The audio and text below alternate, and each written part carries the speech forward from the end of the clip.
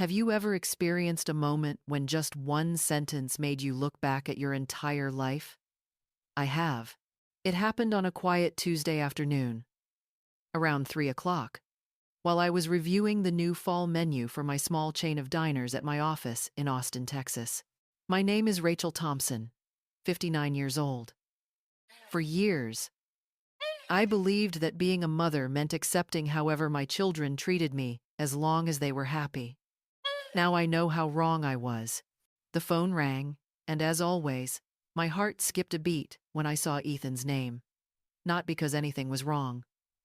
Both my sons were grown, with steady jobs, but over the past few years, our conversations had grown distant, polite, yet cold. Mom!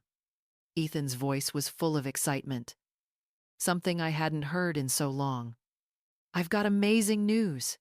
I was offered a transfer to New York. The company's doubling my salary. Claire cried tears of joy. And Caleb will get into a private international school. This is the opportunity of our lives, Mom. My throat tightened. New York was nearly 1,500 miles away. My only grandson, whom I barely saw, would now be even farther.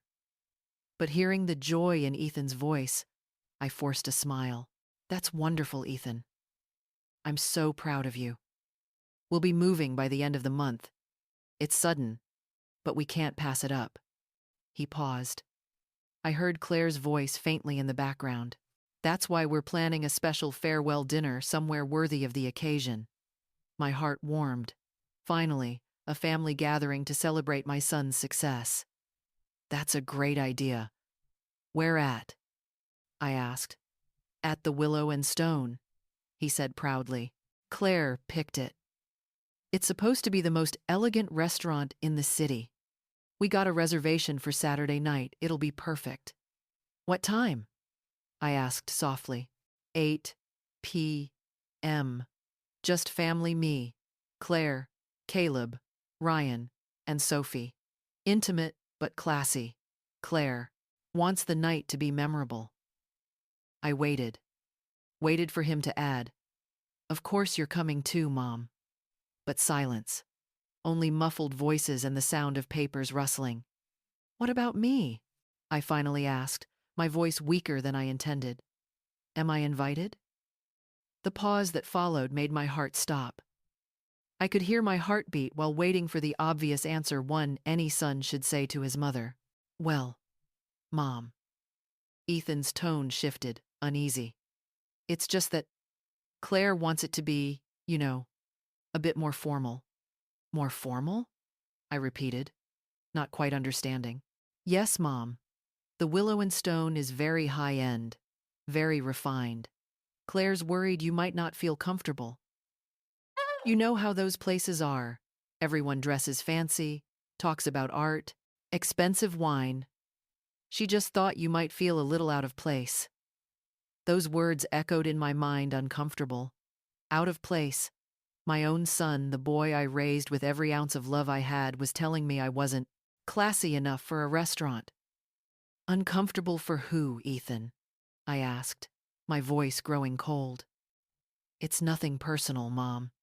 It's just different worlds, Claire said maybe on Sunday we can have lunch somewhere more fitting for you. Somewhere you'd feel more at ease. Fitting for me. More at ease. As if I were a child who needed protection from the adult world. I see, I said, forcing my voice steady though I could feel my blood boiling. So you two think I'm not classy enough for the Willow and Stone? Mom, that's not it.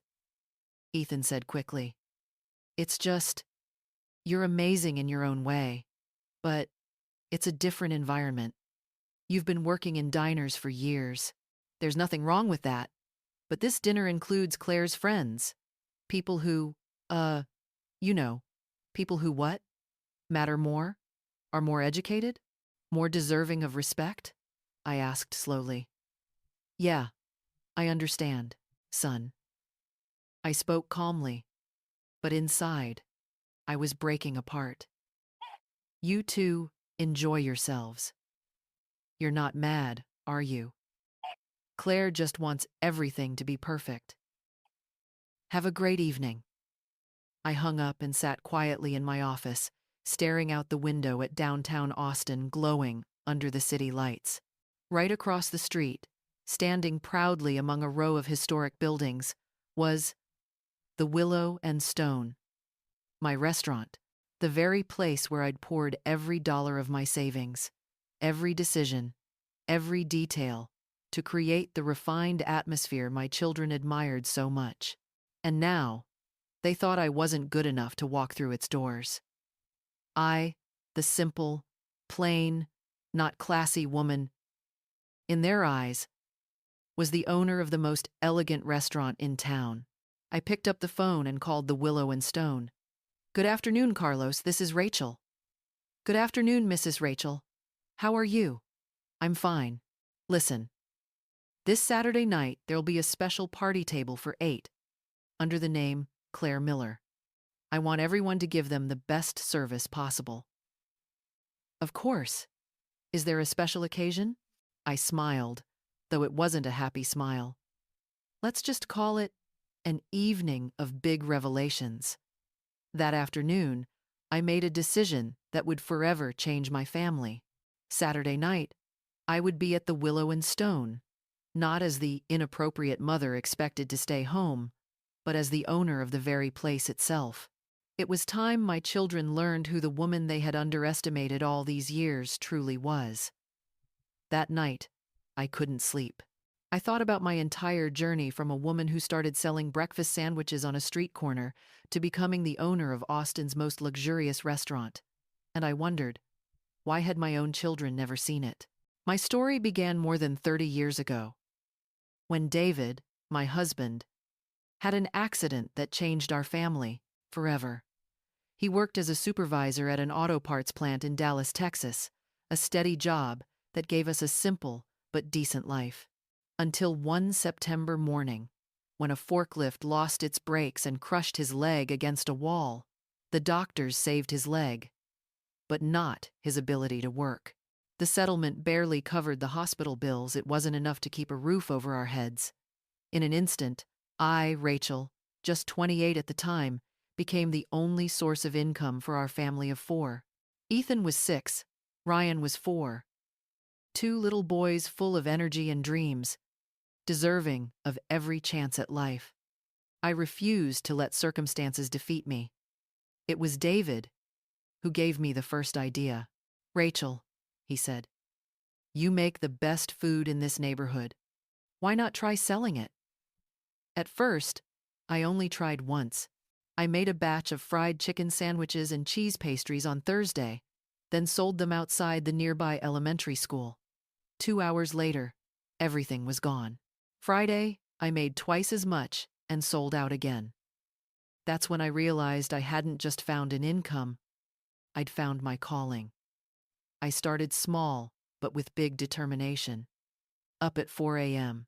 to prepare food, selling outside schools in the morning, delivering to offices downtown at lunchtime, and selling to neighbors again in the evening.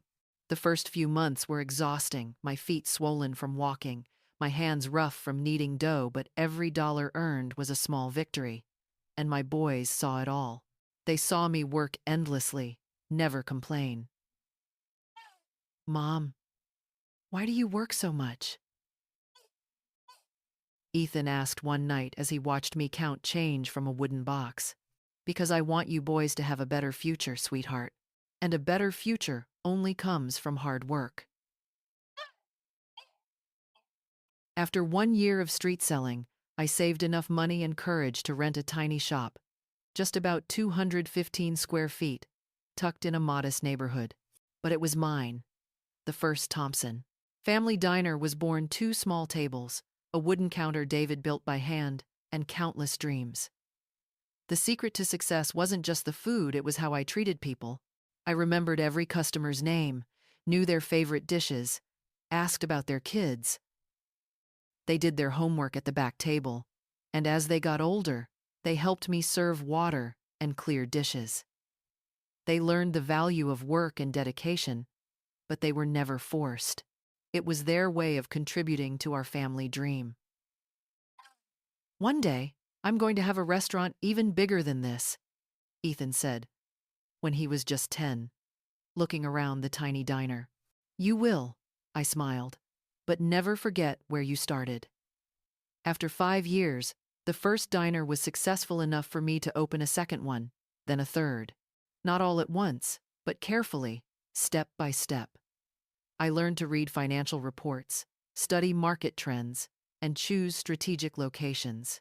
My 2 sons went to private school, took Spanish lessons, wore nice clothes, had good toys, but they were never spoiled.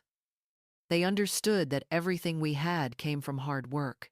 David, though his health was weak, helped me with bookkeeping. I handled operations, and the boys focused on school. Mom, you're the smartest woman I know, Ryan said when he was 12, after I showed him how to calculate inventory. Intelligence without work means nothing, sweetheart, I replied, and working without thinking will only wear you out. When Ethan turned 15, I made a rule. Education came first, but it had to go hand in hand with responsibility. They got allowance money, but only if they earned it. Bad grades meant cuts. Good behavior earned rewards. I believed that raising independent children didn't mean giving them everything, and it meant teaching them how to achieve it. Can't you rest a little, Mom? Ethan asked one Sunday night, seeing me go over the ledgers. No, son. Your tuition doesn't fall from the sky. It comes from my sweat. And as long as I have the strength to work for you boys, I will. When both graduated high school, they were accepted into state universities. But I still paid for everything: tuition, books, and housing, not out of obligation, but because I believed in their potential. Mom, you don't have to rent an apartment near campus, Ethan said when he got into a business program. I can live at home and take the bus. No, son. Education is an investment, and I invest in what's worth it. I paid the rent for both, but with conditions.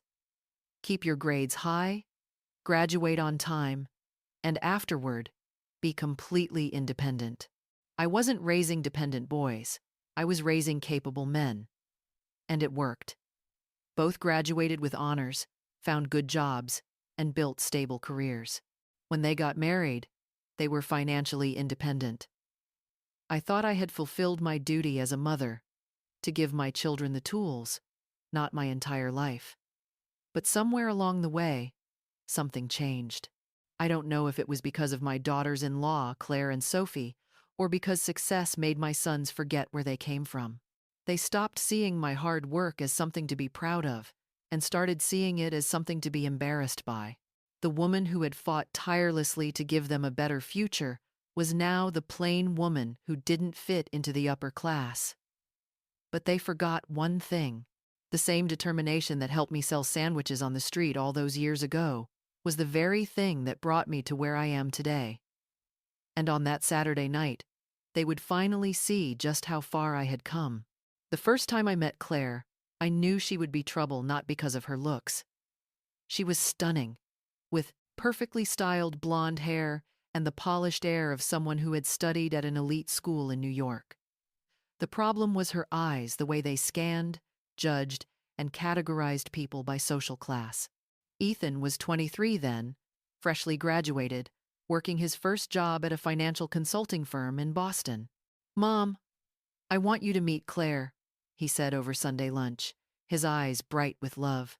Claire walked into my house as if she were touring a museum, her gaze drifting across everything, curious yet condescending.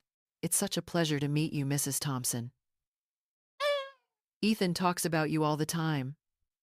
She smiled, her voice sweet but cold. Throughout lunch, I watched her closely.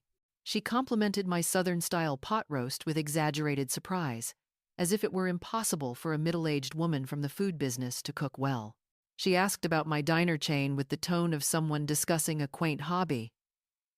How interesting, she said as she delicately sliced her steak. You must meet a lot of fascinating people working in the food industry? I just meet people, I replied, looking her straight in the eye. And I don't see any difference between them. Her smile faltered for just a second. In the months that followed, Claire visited more often, always polite, always pleasant, yet somehow always managing to make me feel that we lived in two completely different worlds. The little remarks, the subtle gestures, the harmless suggestions. Mrs. Rachel, you work so much, you must be exhausted in the kitchen all day. She would say that while admiring her freshly done nails from an expensive salon. Or, oh, your home is so cozy. It has such a uniquely simple charm. Simple. That word became a code between us, a polite way of saying unsophisticated.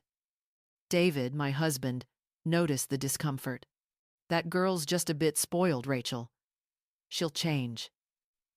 It's not about changing, David, I answered. It's about respect. And she doesn't respect me. When Ethan announced his engagement, I tried to be the understanding mother. My son was happy, and for me, that was enough. But as the wedding planning began, Claire's true nature emerged. Mrs. Rachel, about the guest list. She began at one meeting. Perhaps it would be better if you only invited close relatives, you understand. The reception will be held somewhere quite upscale. How upscale? I asked. At the Boston Heritage Club, a very traditional members-only place. The guests there are all, how shall I say, more refined. Then she smiled. We just don't want anyone to feel out of place. Translation. My friends and employees from the diners would not be welcome. Then she continued. About attire, I can recommend a boutique in Beacon Hill that specializes in outfits for the groom's mother. They have more appropriate options there. Appropriate, another code word. The wedding happened exactly as Claire wanted, elegant, expensive, and cold. I sat at a side table, politely greeting people who barely bothered to speak to me. I watched Ethan, the boy who once helped me clear tables and wrap sandwiches, become someone I no longer recognized. At the reception, I overheard Claire telling a blonde friend seated next to her. Ethan's mother is such a hard-working woman. Bless her heart. She works in food service. She tries so hard. But of course, she never had the same opportunities as we did. Bless her heart. She tries so hard. As if I were some pitiful case deserving sympathy. 2 years later, it was Ryan's turn to fall in love. He chose Sophie different from Claire, an elementary school teacher from a modest background, without the arrogance of her sister-in-law. At first, I thought it would be different, and it was. For the first 6 months, Sophie was genuinely sweet at the beginning. She talked to me about her students, asked for recipes, showed interest in my family history, but soon I realized she was learning how to fit into Claire's world. Mrs. Rachel, you're truly inspiring, she said. Few women achieve so much on their own. But after the wedding, everything changed. Sophie started attending luncheons with the Wealthy Wives Circle, going to charity teas, gradually adopting Claire's way of talking, laughing, and behaving. About Christmas this year, she said over the phone. Claire suggested we keep it smaller, just the couples, to make it more modern. More modern, meaning no mother-in-law. Then she added, maybe you don't need to bring homemade desserts this time. Claire already ordered cakes from a French patisserie. It'll be more in harmony with the party theme. The cakes I used to bake, the ones the whole family loved, were no longer appropriate. What hurt me most wasn't their words, but my son's silent agreement. Ethan, the one who once proudly introduced me as my mom, a successful businesswoman, now said, "This is my mom. She works in the food industry." A small change in wording, but with a heavy meaning. Ryan, my younger son, began joking about my bluntness. My mom says whatever's on her mind. He laughed with his friends. She's from the old generation. Family gatherings slowly became staged performances. where everyone tolerated each other. I endured their sarcasm. They endured my presence.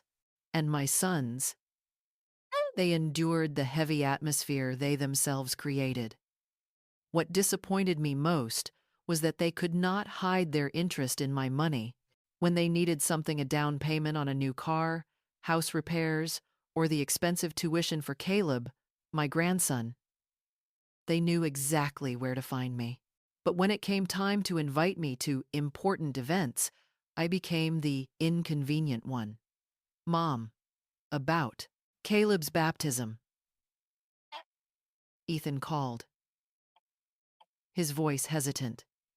The ceremony will be at St. Andrew's Church, you know, the really traditional one.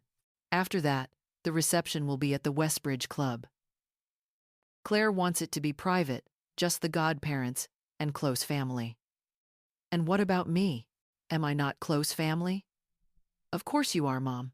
But you understand, the place is a bit formal, and the people there are a little different. Different, meaning better than me. That was the moment I started to realize. My sons were ashamed of where they came from. Ashamed of the mother who worked herself to the bone to give them a better future. Ashamed of the woman who turned determination into success. They preferred the edited version of our family story. Two talented men who rose from nothing through sheer hard work, and their mother, the one who sacrificed everything for them, was just a blurry detail, not worth mentioning. What they didn't know was that while they were belittling me, I was quietly building something that would change everything. The day Caleb was born should have been the happiest day of my life. My first grandchild, the continuation of our family. But from the start, Claire set the rules. Mrs. Rachel, about the hospital visits, she said when she was 8 months pregnant. The doctor suggested limiting visitors. Just our parents for the first few days, you understand. Newborns are very sensitive. Their parents. And I, the grandmother, was treated like a stranger. I waited 3 days before I was allowed to meet my grandson. 3 days watching Claire's friends post pictures of the little prince online, while I, his grandmother, could only sit and wait for permission.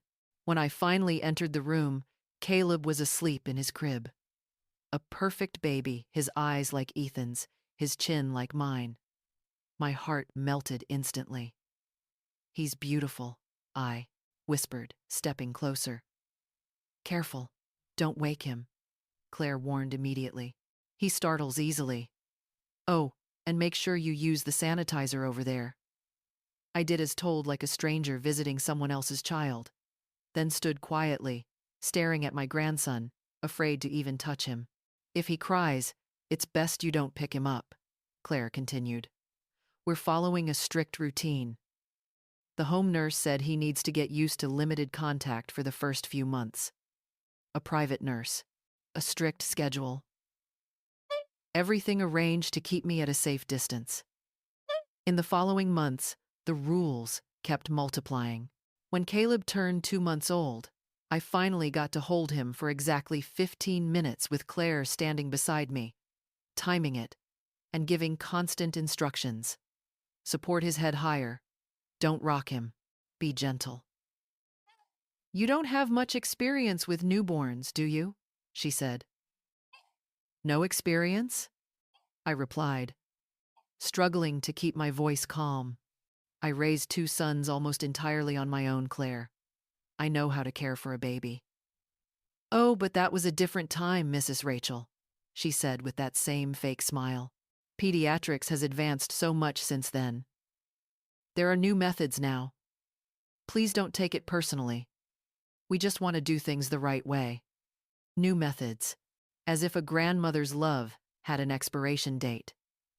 By the time Caleb was 6 months old, visits had to be scheduled in advance. I had to call ahead to confirm, and there were always rules. Mrs. Rachel, about feeding, Claire said one afternoon. It's better if I or the nanny handle that. He's on a specific diet supervised by a nutritionist.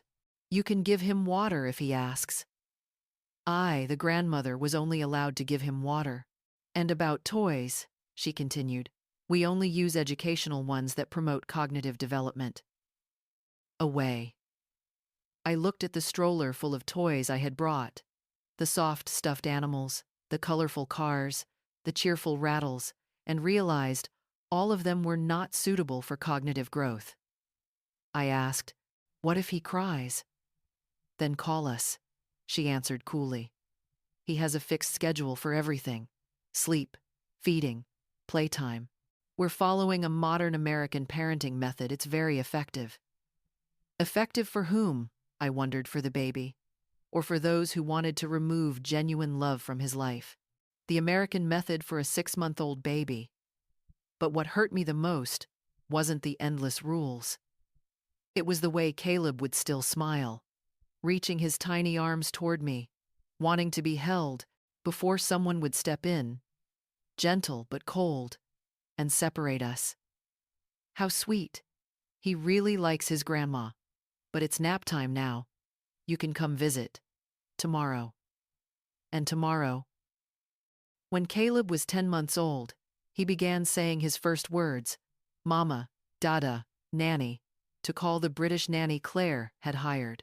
But whenever he babbled something that sounded like Grandma, Claire would immediately interrupt. "Oh, he's just babbling nonsense." The speech therapist said, "It's normal at this stage." A speech therapist for a 10-month-old baby. One day, when Caleb turned 1, I came by for a scheduled visit and found Claire decorating the living room. "Oh, how wonderful. Are you throwing a birthday party for Caleb?" I said cheerfully. "Oh, it's nothing. Just a little get-together with some of the moms from the Early Development Moms Club," she replied, without even looking at me. "Just giving the kids a chance to socialize." "What time? Can I help with anything?" I asked. She hesitated for a moment, then forced a polite smile. "I'm afraid you might feel a little out of place."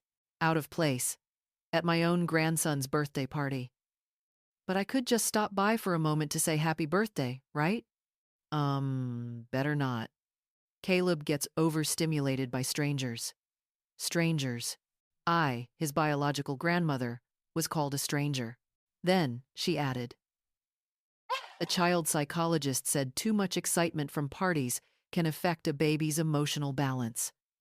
I left, heartbroken, sat in my car, and cried harder than I had in years.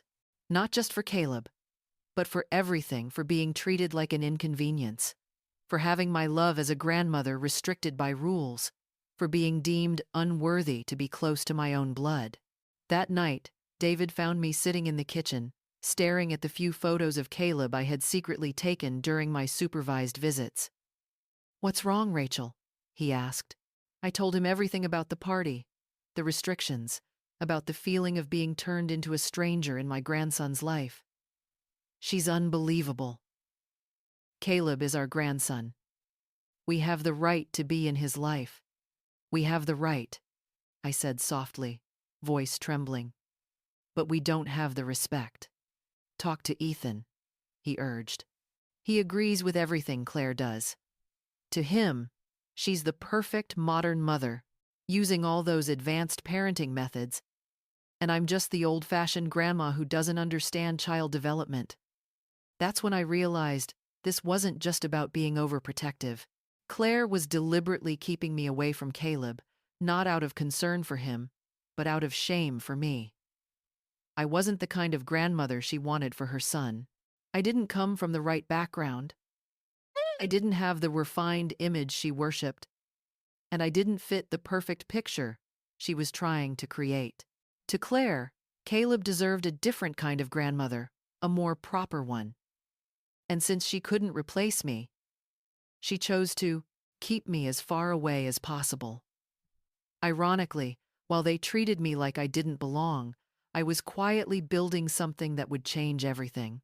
They looked down on me, dismissed me, cut me out of their lives. But what they didn't know was that the unrefined grandmother had far more to offer than they ever imagined. One Tuesday morning, as I was sipping coffee and reading the Chicago Tribune. A small news piece caught my eye and changed the course of my life. The Willow and Stone restaurant seeks partners and investors for financial restructuring. The Willow and Stone.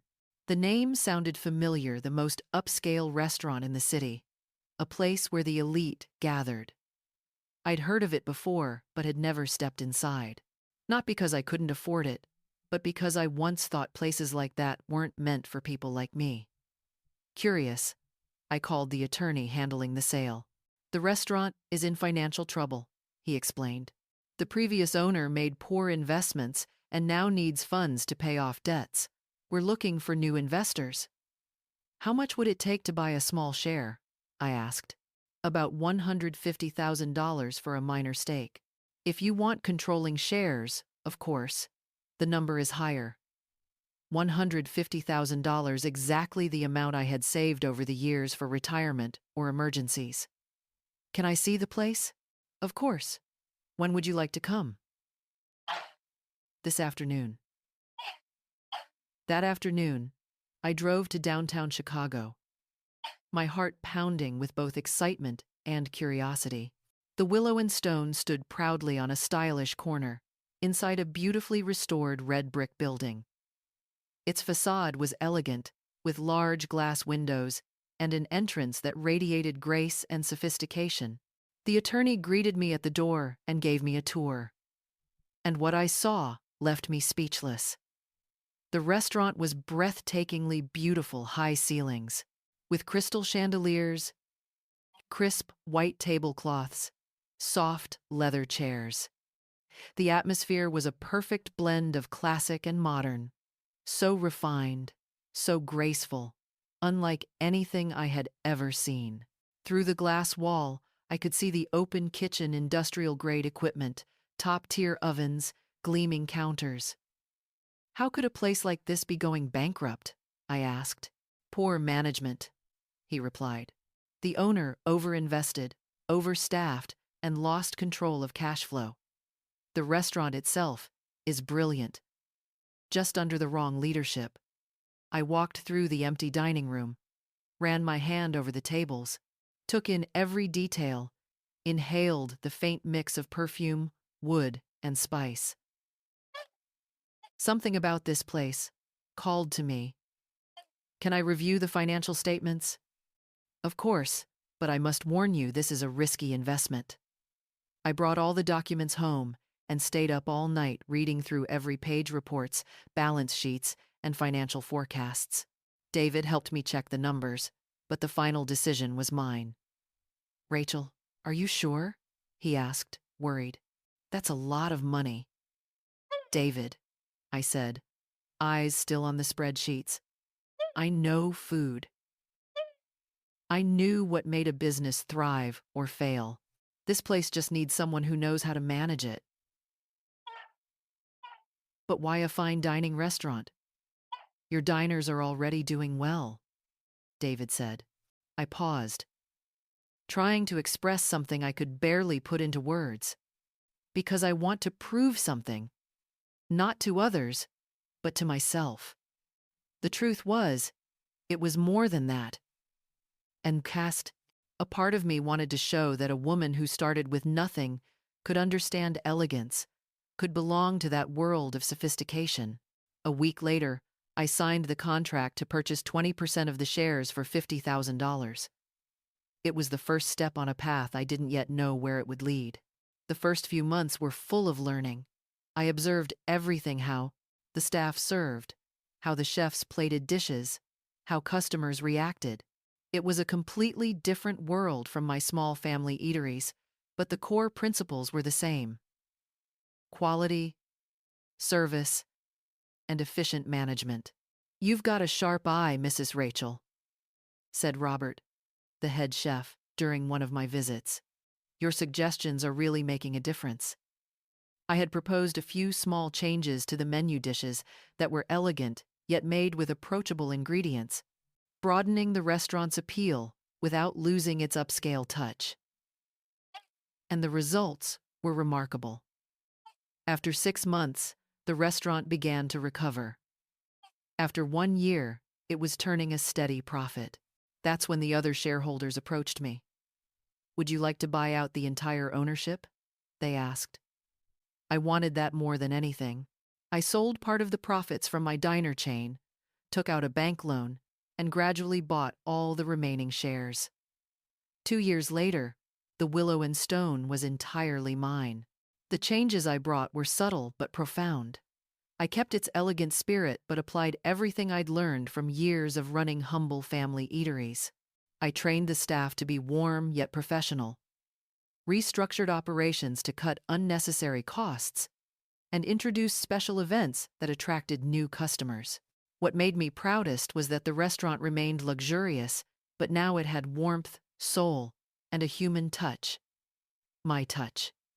The Willow and Stone stayed upscale, but now it had a heart. "How did you manage to turn this place around like that?" asked Carlos, the new manager I hired. "It wasn't just money, Carlos," I smiled. "It was about caring for every detail and respecting people." After 3 years, the Willow and Stone became the most celebrated restaurant in Chicago. Business leaders chose it for signing deals. Wealthy families held their anniversaries there, and couples proposed under its glittering chandeliers. It became the meeting point of the city's elite. During all that time, I kept my secret. To my family, I was still just Mom, who runs a few small diners in the suburbs. When they asked about my work or schedule, I always brushed it off. "I'm just expanding the business, managing suppliers." "Mom, you've been so busy lately," Ethan said over lunch one day. "Work requires dedication, son," I replied. "But you should take it easy," he teased. "You're not exactly young anymore." I just smiled. If only he knew that his simple, aging mom was running the most prestigious restaurant in the city. If only he knew that, at over 50, his mother was leading the top fine dining establishment in Chicago, he probably wouldn't believe it. The funny thing was, sometimes during family conversations, I'd hear them mention the Willow and Stone.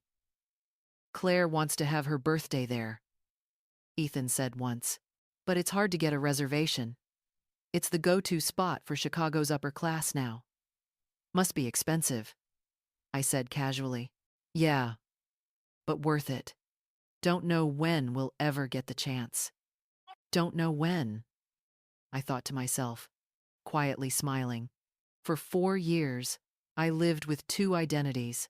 By day, I was the modest entrepreneur running a suburban diner chain. By night, I was the discreet owner of the city's finest restaurant. Two worlds, side by side, until they collided in the most unexpected way. David passed away on a quiet Sunday morning suddenly, without a word.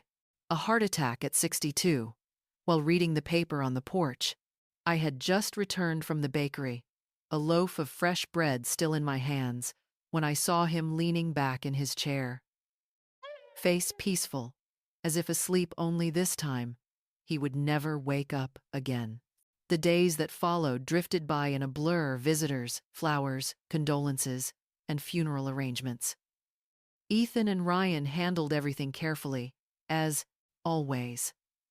And Claire, of course, took charge of the social part, deciding who could attend, who couldn't, organizing the list of guests and scheduling times as if it were a corporate event. "Mrs. Rachel, perhaps we should limit the number of visitors," she said gently. "Too many people might exhaust you." Too many people. She meant my friends from the diners, the regulars who came to pay respects, the working-class folks David had always cared about. Once again, I was being protected from my own life. The funeral went exactly as David would have wanted. Simple, heartfelt, surrounded by those who truly loved him. But even at the cemetery, there was a clear line drawn.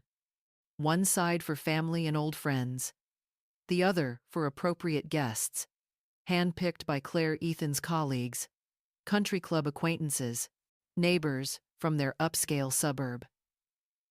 I stood there, in every sense, watching my own grief being managed by someone else. "Mom, we'll stay with you for a few days," Ethan said after the funeral. so you can get settled. No need, son. I can take care of myself. But you shouldn't be alone right now. They stayed for 3 days. 3 days when the house was full of people, noise, and constant movement. Everyone tried to take care of me, as if I were someone no longer capable of living on my own. Claire organized the meals.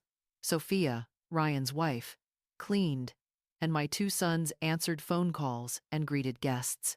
On the third morning, during breakfast, Ethan said, "Mom, we have to get back to work, but call us if you need anything, okay?" And just like that, in a moment, the house was empty again. The silence that filled it that day was different from before. Not just the absence of people, but the absence of David. No more of his deep laughter. No more quiet comments as he read the paper. The house was so silent, I could hear my own heartbeat. In the weeks that followed, my family created a visitation schedule. Ethan called every Tuesday and Friday. Ryan stopped by for lunch on Sundays. Short, punctual, predictable visits, as if they were performing a duty, checking on the widowed mother. "How are you feeling today, Mom?" they'd ask, their voices full of concern. "I'm fine," I'd answer. And I was sad, missing David, but fine.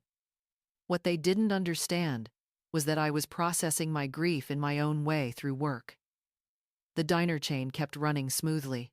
The Willow and Stone still needed me every day. Work had always been my way of healing. But soon, I realized something else. My place in their lives had become even smaller than before. "Mom, about Sophia's birthday," Ryan called 1 month after David passed. "We're keeping it small, just family. Do you want to come?" "Of course I do. It's just at a new BBQ place. Really simple, casual. Casual, meaning appropriate for someone in mourning." 2 weeks later, I found out that the small dinner was actually a fancy party at a lakeside country club with more than 40 guests. They took me out the next day instead to a small neighborhood diner. "Why did you lie to me?" I asked Ryan directly. He flushed, embarrassed. "Mom, we just thought you weren't ready yet. You're still in a sensitive stage." Noise, laughter, that's what reminds me I'm still alive. "But Sophia worries about you. She thinks parties aren't appropriate for someone in mourning." They never asked what I wanted. They decided for me. Once again, I was no longer the strong woman who had built everything I was, just the widow who needed protection. I realized that becoming a widow meant being assigned a new social category, no longer just the simple mother, but the fragile one, someone who needed to be protected from complicated social situations. Family invitations grew fewer. If there were any, they were just Sunday lunches at my house or in modest diners. Short visits, polite check-in calls, but the elegant dinners, the club events, the big celebrations, I was no longer invited. It wasn't forgetfulness. It was deliberate exclusion, as if my presence would ruin the mood simply because I was grieving. "Have you ever thought about traveling?" Claire asked during one of her visits. "There are senior cruises where you can meet others in similar circumstances." Similar circumstances. Seniors. As if widowhood were some contagious illness that could only be treated by being around others who'd also lost their spouses. The most painful part was that my sons agreed with her. They thought they were protecting me, helping me move on, when in reality, they were pushing me into loneliness. Work became my refuge. At the Willow and Stone, I was a talented, respected owner. At my diner chain, I was a dedicated, beloved manager. In those places, no one saw me as a poor mother or outdated woman. I was simply Rachel, and that was enough. 6 months after David's death, I made a quiet decision. I would no longer wait to be included. I would no longer let others manage my emotions. If they wanted to keep me at a safe distance, fine. I still had an entire life of my own to live. Disrespect doesn't arrive all at once. It drips, slowly, like water seeping through cracks until it weakens the foundation. In the months that followed, I noticed my opinions no longer carried any real weight with my own children. The first time I truly felt it was during a lunch conversation about Caleb's schooling my 3-year-old grandson. Claire wanted to enroll him in an expensive bilingual private school in suburban Chicago. "I'm not sure that's necessary," I said. "At that age, children need love and play more than intense programs." Claire and Ethan exchanged glances, full of hidden meaning. "Oh, Mrs. Rachel," Claire sighed, her tone soft but dripping with condescension. "You don't understand modern education. These days, the earlier children are stimulated, the better they develop. It's science." "I raised 2 successful sons, didn't I?" I replied. "Yes, but that was a different time, Mom. The world's changed. You have to stay ahead now. Early childhood education has advanced a lot since you raised us." The way they spoke as if I were a stubborn child, incapable of understanding basic concepts. "Ethan," I replied calmly, "I've run 3 businesses for over 20 years. I think I understand what a complex issue is." "Of course, Mom," he smiled. "But managing a small diner is different from understanding modern education. They're 2 different worlds." The way he emphasized small diner made it crystal clear. He saw my work as lowly, unintelligent, lacking any sophistication. Family gatherings had turned into performances of mutual endurance. Every time I tried to offer thoughts on politics, economics, or education, they'd smile politely, then quickly change the subject. Once, I tried to join in. "Inflation these days is making ingredient costs skyrocket." "Oh, Mom, macroeconomics is complicated." "It's not just about the price of flour." The price of flour. As if my entire economic knowledge was limited to a wholesale market. What hurt the most was the barely hidden shame in their eyes whenever they introduced me to their kind of people. One afternoon, I ran into Ethan at a shopping mall with his colleague. "Oh, Mom," he said, a little flustered. "Rachel," Paul said, shaking my hand. Ethan quickly interjected. "My mom works in the food industry." A phrase vague enough, distant enough, to avoid admitting that his mother owned a chain of diners and one of the most prestigious restaurants in Chicago. I smiled and shook Paul's hand, but inside I felt empty. I knew all too well when someone begins to feel ashamed of their origins, it isn't their mother who's changed. It's them who've forgotten who gave them the ground they're standing on. "Works in the food industry," Ethan said, his voice trying to sound casual, as if I were just a kitchen employee. "That's interesting." Paul, his boss, replied politely, "A very honest line of work." Honest. That word people use when they can't think of anything better to say. The exclusion became clearer over time.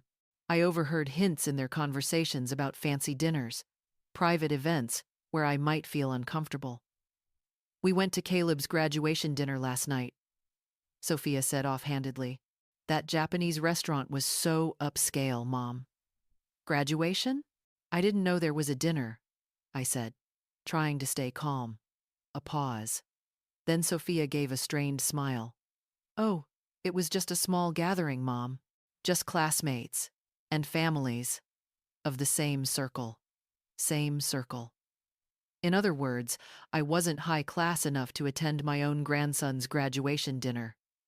Ryan added, "It was at Sakura's. Mom, it cost a fortune per person. We had to think twice before going." I just smiled, because I knew exactly what Sakura's was.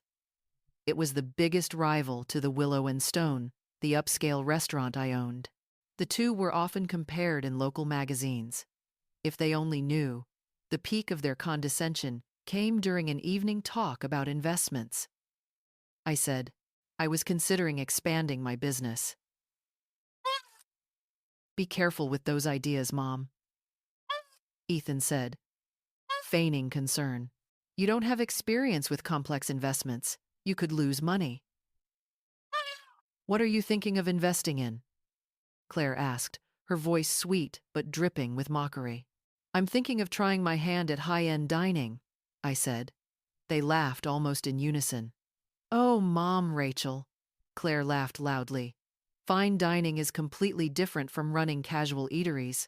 The clientele, the tastes, the costs, everything's different. You wouldn't understand. To you, food is just food, Ryan said to Sophia, as if I weren't even sitting there. No disrespect, Mom, Sophia added. It's just that field demands a lot of sophistication. Sophistication.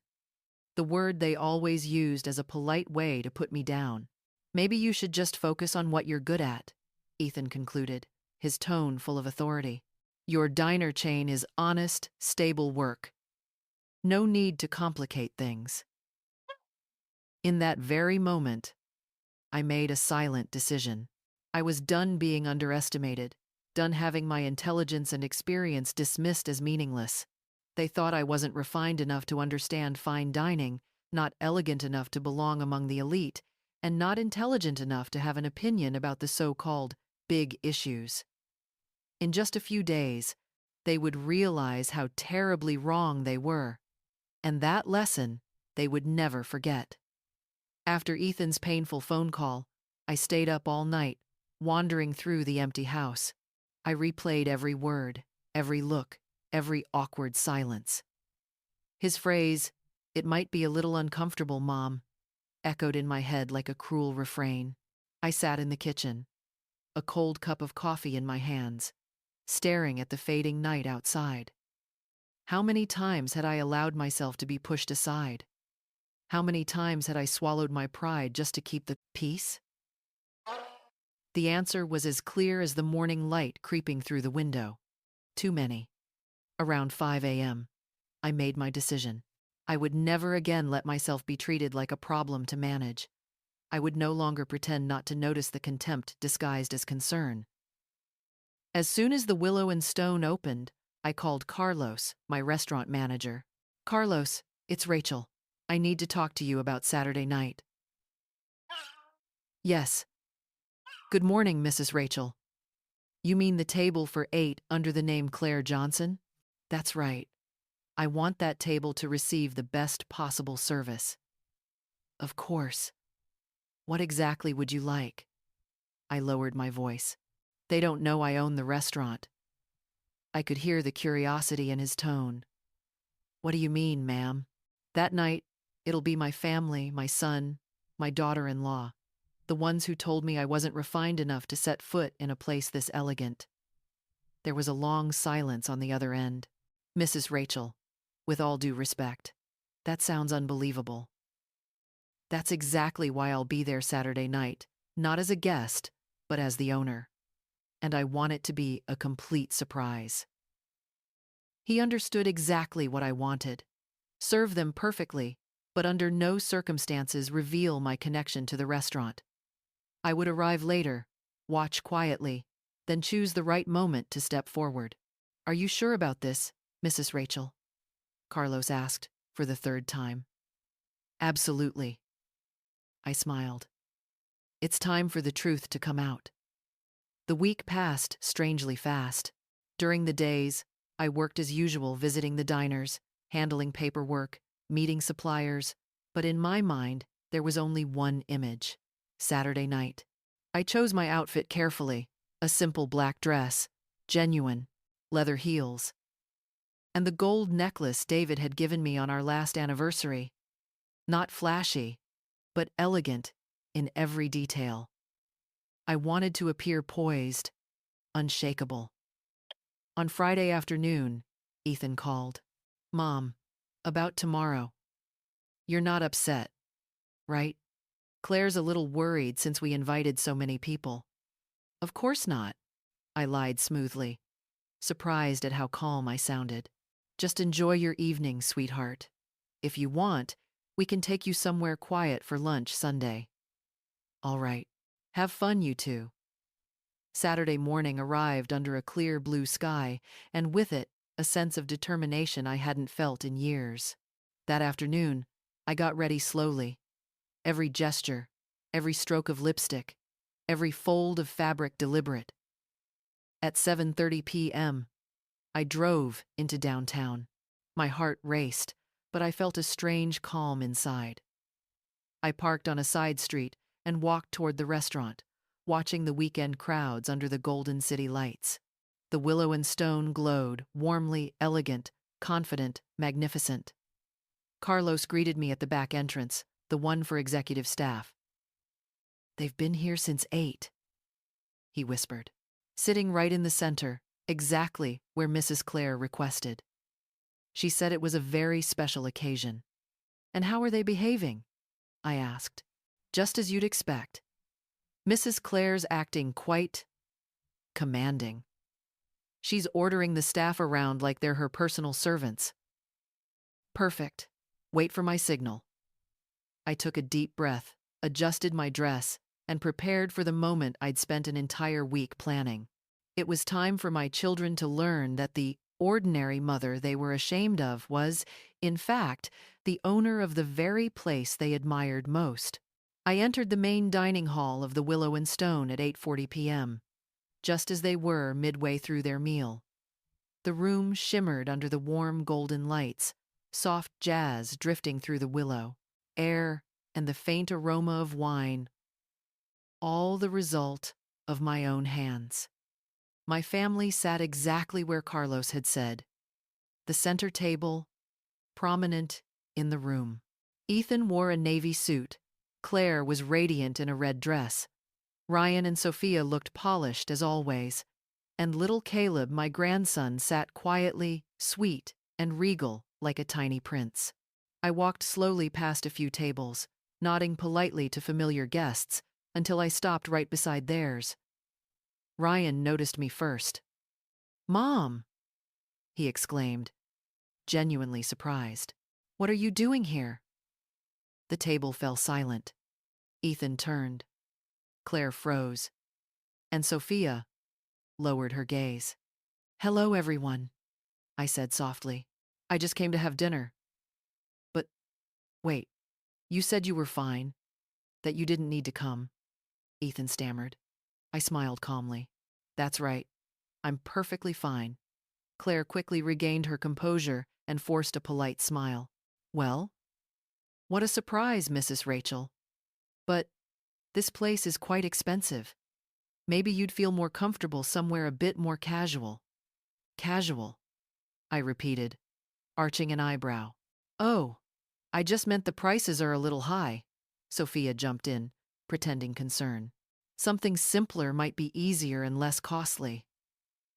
I looked around every table, every flower arrangement, every light, all chosen by me. Every server in that room. I had trained them myself. "Actually," I said, my voice calm but firm, "I think I can afford to eat here." "Mom, you don't have to push yourself," Ethan whispered, embarrassed.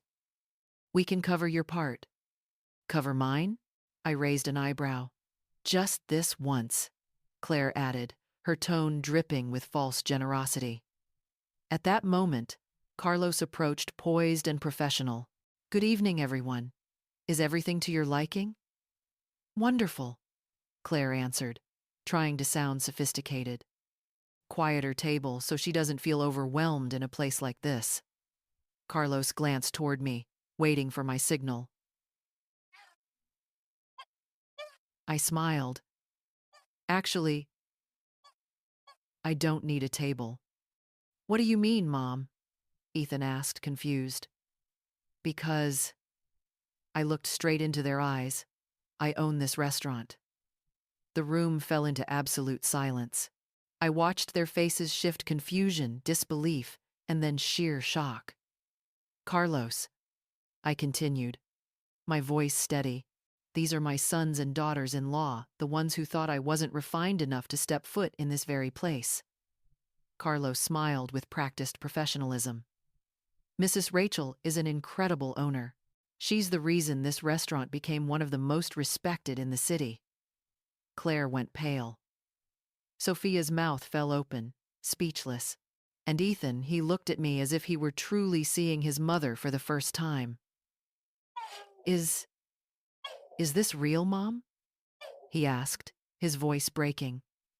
Completely real, I replied calmly. It's been 5 years now. But why didn't you ever tell us? I smiled, not out of joy, but out of realization. Because you never asked about my dreams. You just assumed I wasn't capable of having any. Moments later, the check arrived, a gift from the house, as Carlos politely explained. My children left in silence, their faces stunned. At last, they understood. The woman they had dismissed for so long was the very one behind the place they admired most. The following days were strangely quiet. No calls from Ethan or Ryan, no Sunday lunches, no just checking on you, Mom. It was as if they needed time to digest the truth that their mother was not the woman they thought she was. 5 days later, Ethan called. Mom, I need to talk to you. All right, come by the house. He came alone, no Claire, no Caleb. He sat in the living room, the same place where we'd shared so many warm conversations, but this time his eyes were different, as if he were trying to comprehend something too big to accept. Why did you never tell us about that restaurant? And you? I asked in return. Why did you never ask me about my life beyond those small diners? He stayed silent for a long time, then softly said, We looked down on you, didn't we? Yes. You looked down on me, and you were ashamed of me. Those are two different things, Ethan. That you understood what refinement really was, I replied gently. Without bitterness, just stating a simple truth. Claire, she's devastated, he admitted. She said she can't even look at herself in the mirror. And you? I feel ashamed, deeply ashamed. Good, I sighed. At least now you know your unsophisticated mother happens to own the most exclusive restaurant in this city. Mom, I'm sorry. We were cruel, arrogant, and full of prejudice. The next day, Ryan came alone. Mom, he said bluntly, you made us look like fools. No, son. You made yourselves look like fools. But why did you hide it from us? No, because you didn't deserve to know. You treated me like a burden, something to be embarrassed about. Why would I share my success with people ashamed of me? A week later, Sophia came to see me. Mother-in-law, I came to apologize. For what, exactly? For everything. For underestimating you. For thinking you were ignorant. Sophia, you don't need to apologize. You were just being honest about what you thought. Now it's my turn to be honest with you. When I spoke about business, they listened. When I talked about education, they took notes. Mom, can you teach us how to manage a restaurant? Ryan asked, during one visit. Of course. But you'll have to ask with respect, not as if you're lecturing me. Ethan began inviting me to social events again, but this time, it was different. No longer out of obligation, but out of pride. He introduced me to people by saying, This is my mother, a successful businesswoman. And Caleb, the most innocent of them all, started visiting me more often. No more rules, no more Claire's restrictions. Our bond became natural, warm, and genuine. Grandma, you're much cooler than I thought, he said one afternoon. It's not that I've become cooler, Caleb, I smiled. It's that you stopped looking down on me. But the biggest change was within myself. I stopped waiting for approval. I stopped accepting crumbs of affection disguised as kindness. I set firm boundaries for how others could treat me. Now, when I look back, I understand. That night at the Willow and Stone wasn't an act of revenge. It was a declaration of dignity. No one, Not even our own children has the right to diminish us. I learned that self-respect isn't selfish, it's essential. And sometimes, to be respected, we must stop tolerating disrespect. My name is Rachel, and I'm 58 years old. And at last, I've learned this. Being a mother doesn't mean enduring every kind of treatment. It means teaching your children to honor the very person who gave them life. This story is fictional, but inspired by real events. Names and locations have been changed to protect privacy. Many of us may see a part of ourselves in Rachel, a mother quietly enduring disrespect from those she loves most. Sometimes, silence keeps peace. But other times, only by speaking up can truth and dignity be seen. Will you choose silence to stay comfortable, or speak up to be respected? Whatever you choose, trust that God sees your heart and blesses those who live with sincerity, love, and self-respect. Thank you for watching this story. Please stay to watch the 2 videos on your screen, each one a journey of faith, forgiveness, and inner strength.